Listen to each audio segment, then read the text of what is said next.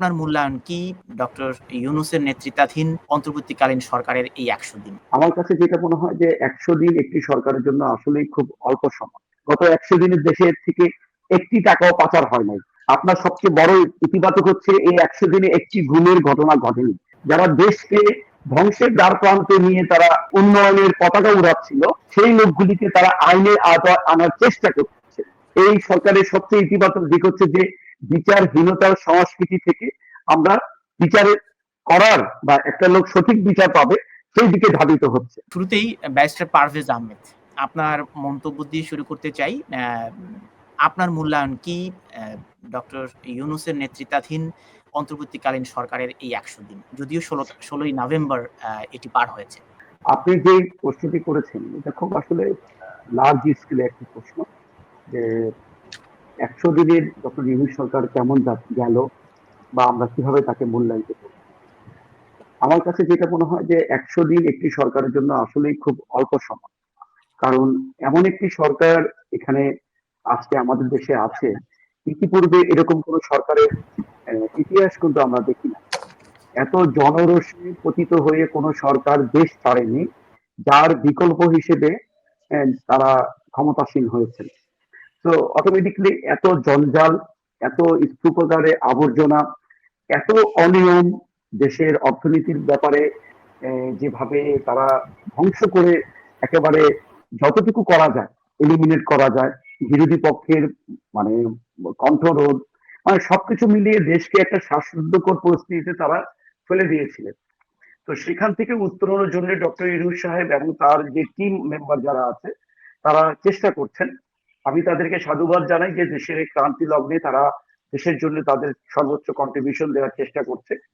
But আপনি যদি একেবারে স্কেল ওয়াইজ বলেন আমাকে যে এই যে কোন কোন ক্ষেত্রে তারা সফলতা লাভ করেছে বা কোন কোন ক্ষেত্রে তাদের থিংস টু ডু যেটা তারা এখনো কাজ করতে পারেনি, আমি বলবো যে ডক্টর ইউনূসের সবচেয়ে বড় সফলতা হচ্ছে দেশকে একটা স্থিতিশীলতার দিকে নিয়ে যাওয়ার একটা প্রচেষ্টা। এটা কিন্তু ওই সময়টা এমন একটা টালমাটাল সময় ছিল যে আসলে মানুষ সম্পূর্ণ দিশেহারা ছিল।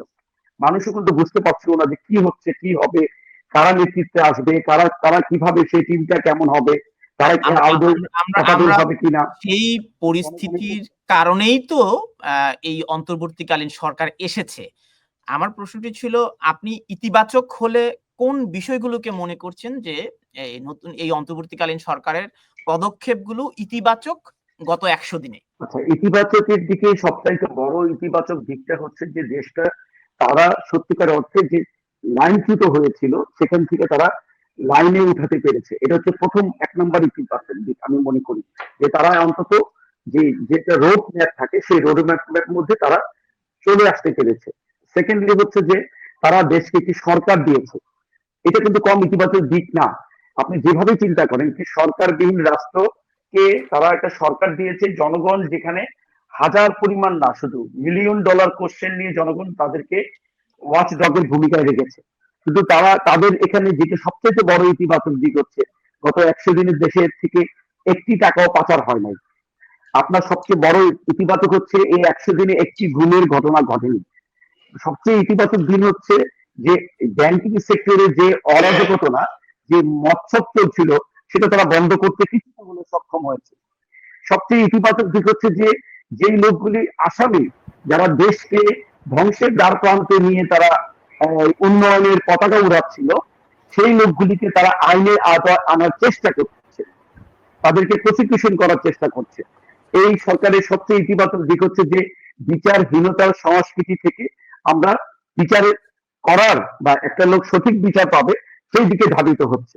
এই সরকারের আরেক বড় একটি ইতিবাচক দিক হচ্ছে যে এই পর্যন্ত কোনো ব্যক্তি বলতে পারবে না তাকে অকারণে কেউ কোন রকম প্রশাসনিক কোনো হয়রানি করার সম্মুখীন হয়েছে। সৈয়দ জাকির আহমেদ জনি, আপনার মূল্যায়ন কি? ব্যারিস্টার পারভেজ আহমেদ বলছিলেন ইতিবাচক দিকগুলো, আপনি কি এটিকে সমর্থন করেন না আপনার ভিন্ন মূল্যায়ন রয়েছে? এখানে আমি কাউকে সমর্থন অথবা আমি আমার কাউকে ডিফেন্ড করা অথবা কাউকে প্রতিপক্ষ হিসেবে ভাবতে আসিনি। আমি এখানে হচ্ছে আমার বক্তব্যটা আমার যা মনে হয়, আমি যা ভাবি, আমার যা ধারণা সেটা বললাম। আমি আমার প্রথম যেটা ব্যাপার হচ্ছে সেটা হচ্ছে যে এই যে আন্দোলনটা, যে কোনো সরকারের বিরুদ্ধে আন্দোলন হতে পারে, তার দুর্নীতি, বিগত সরকারের যে বিভিন্ন ভুল ছিল, অন্যায় ছিল, ভ্রান্তি ছিল, সেটা নিয়ে কোনো সমস্যা, সেটা নিয়ে কোনো সংশয় নাই। যার কারণেই বর্তমানে যে সরকার আছে সেই সরকারের আগমন। এখন কথা হচ্ছে যে ফর্মটা কি? ফর্মটা ছিল তাদের, আমি যদি ভুল না বুঝে থাকি, এখানে আন্দোলনের একজন সমন্বয়ক আছে, উনি হয়তো ঠিক করে দিতে পারবেন আমাকে, ফর্মটা কি? আন্দোলনের যেই বক্তব্য ছিল তাতে আমাদের কাছে মনে হয়েছে, অথবা সাধারণ মানুষের সাথে যাদের সাথে আমাদের প্রতিদিন যোগাযোগ হয় তাদের কাছে যেটা মনে হয়েছে, যেটা একটা ওভারঅল সিস্টেম চেঞ্জ, একটা ব্যবস্থাপনা পরিবর্তনের জন্য একটা আন্দোলন হচ্ছে। কিন্তু পরবর্তীতে এই মুহূর্তে আমার কাছে যেটা মনে হচ্ছে, এটা শুধুমাত্র রেজিম চেঞ্জের জন্য করা হচ্ছে। কারণ আমি আপনাকে একটা একটা করে কারণ বলি। প্রথম কারণ হচ্ছে যে এই যে হত্যা, এই হত্যার এখনো পর্যন্ত কোনো সামান্যতম তদন্তের কোনো কিছু আমরা পাইনি, কোনো আভাস আমরা পাচ্ছি না। এই তদন্ত আমি চাচ্ছি এই কারণে, কারণ আমার কাছে বিভিন্ন তথ্যসূত্র অথবা বিভিন্ন ভিডিও অথবা বিভিন্ন মাধ্যমের যে লেখা, সেখান থেকে মনে হচ্ছে যে এখানে যেটা দোষারোপ করা হচ্ছে যে শুধুমাত্র এক পক্ষের গুলিতে আরেক পক্ষ মারা গেছে, ব্যাপারটা তা হয় নাই। দ্বিতীয়ত, 5 তারিখে বিগত সরকারের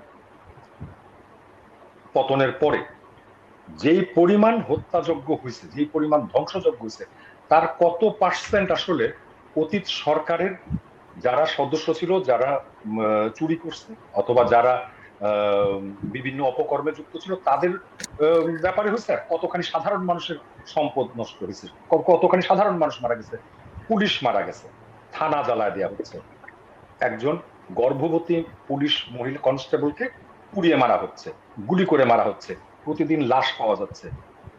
এগুলো তো কোনো ভালো লক্ষণ না। এগুলা ব্যবস্থাপনা পরিবর্তনের কোনো দিক নির্দেশনা দেয় না, এটা দিক নির্দেশনা দিচ্ছে রেজিম পরিবর্তনের। তৃতীয়ত, আমার কাছে যেটা মনে হয়েছে, আমি একটা করে আসছি, ICT, international crime tribunal. International crime tribunal যেটা গঠিত হয়েছিল আন্তর্জাতিক মানবতা বিরোধী যে পাচার এবং অন্যায়গুলো আছে সেগুলো বিচার করার জন্য হয়েছিল, এবং সেখানে যুদ্ধ অপরাধীদের বিচারের অথবা 71 সালে মানবতা বিরোধী যে অপরাধগুলো সংঘটিত হয়েছিল তাদের বিচারের জন্য এইটা গঠিত হয়েছিল। এখানে চিফ প্রসিকিউটরের যে পদটা, রেজিম চেঞ্জের সাথে সাথে দেখলাম এই চিফ প্রসিকিউটরের যে পদটা, সেই পদে বাংলাদেশের স্বাধীনতা বিরোধী যে চক্র, যে উগ্রপন্থী জামাত ইসলামী এবং তার সহযোগী দলের সদস্য তাজুল ইসলামকে সেটা চিফ প্রসিকিউটর করা হলো। বিভিন্ন জায়গায় দেখা যাচ্ছে যে এই জামাত কেন্দ্রিক যে মানুষগুলো, তাদেরকে অ্যাপয়েন্টমেন্ট দেওয়া হচ্ছে। আচ্ছা, চতুর্থত হচ্ছে দ্রব্যমূল্য।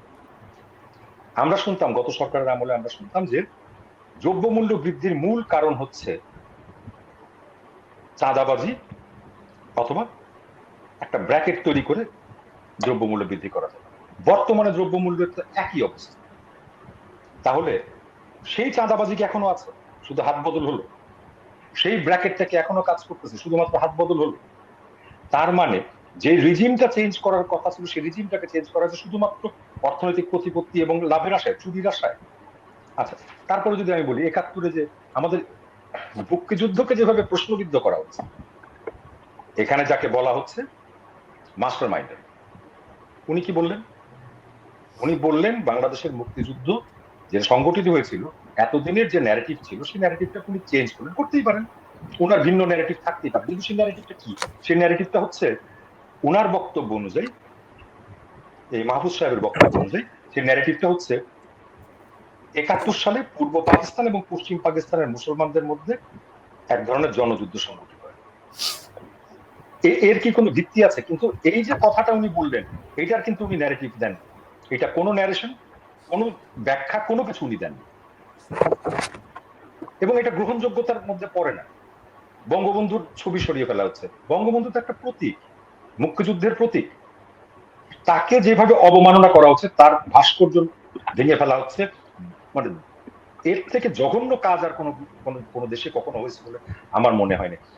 আমার কথা হলো, ক্ষোভ থাকতে পারে, ক্ষোভের বহিঃপ্রকাশ বহুভাবে হতে পারে, আমি সবকিছু মেনে নিচ্ছি, কিন্তু আপনি যখন বলেন, একজন উপদেষ্টা হয়ে আপনি যখন বলেন কিসের জাতির পিতা, আপনি কি তাহলে পূর্ববর্তী সরকার সমূহ অথবা পূর্ববর্তী যে পলিটিক্যাল এস্টাবলিশমেন্ট তার যে ঔদ্ধত্য, সেই ঔদ্ধত্যকে আপনি বজায় রাখতেছেন? তাহলে আমার পরিবর্তন কেন? এত হাজার মানুষের যে প্রাণ গেল সেটা কেন? তারপরে বলা হচ্ছে মেটিকুলাসলি ডিজাইন। যদি মেটিকুলাসলি ডিজাইন হয়ে থাকে প্রত্যেকটা জায়গায়, তাহলে এই হত্যাযজ্ঞ কি মেটিকুলাসলি ডিজাইন ছিল? যেইভাবে ছাত্র মারা গেল এবং যেইভাবে সাধারণ মানুষ মারা গেল, যেইভাবে করে পুলিশ মারা গেল, যেইভাবে করে পুলিশকে মেরে ঝুলায় দেওয়া হলো, যেইভাবে করে বিভিন্ন ধ্বংসযজ্ঞ চালানো হলো, এই সবই কি মেটিকুলাস ডিজাইনের অংশ? তার আসবো। ব্যাখ্যা কোথায়? আমি তাহলে আপনার বেশ কিছু প্রশ্ন এসেছে, আপনার মূল্যায়নও এসেছে। অনেক ধন্যবাদ। আমি যাচ্ছি আমার একটা ইমামা ছোট ফাতিমা। একটা, আমি জাস্ট 2টা সেকেন্ড আমাকে যদি দেন, আমি শিওর। আমার শেষটা টেনে দিতে পারি। শেষটা হচ্ছে, আমি এই দেশে কোন ধরনের সরকার চাই, সেই দেশের সেই দেশ, আমার দেশের যে সরকার ব্যবস্থাপনা হবে, সেই দেশে এই সরকারের সরকারি ব্যবস্থাপনাটা কোন ফর্মে হবে? সেটা কি নির্বাচন মাধ্যমে কোন সরকার আসবে, নাকি মিলিটারি ব্যাক্ট কোন সরকার আসবে, নাকি বৈদেশিক সমর্থন পুষ্ট কোন সরকার আসবে, নাকি স্বদেশের বিপ্লবীদের ব্যাকআপ কোন সরকার আসবে? এই ব্যাপারেও কোনো ব্যাপার নাই। কারণ কিন্তু আমার ধোঁয়াশা একটা জায়গায়, এই যে মেটিকুলাসলি ডিজাইনের কথাটা বলা হলো, এটা প্রধান উপদেষ্টা বাংলাদেশে যখন ওনার ভাষণগুলো প্রচার হলো সে সময় বললেন না, উনি বললেন মার্কিন যুক্তরাষ্ট্রে ক্লিন্টন ফাউন্ডেশনের একটি জায়গায় এসে বললেন। সেটা কিন্তু একটা ইঙ্গিত বহন করে, রাজনীতি কিন্তু ইঙ্গিত বহন। সুতরাং এই বিষয়গুলো আমার মনে হয় যে এখানে আমাদের যে সমন্বয়ককে আপনি আমন্ত্রণ জানিয়েছেন, উনিও আছেন, আপনিও আছেন, দয়া করে যদি প্রশ্নগুলোর উত্তর দেন তাহলে আমরা আলোচনা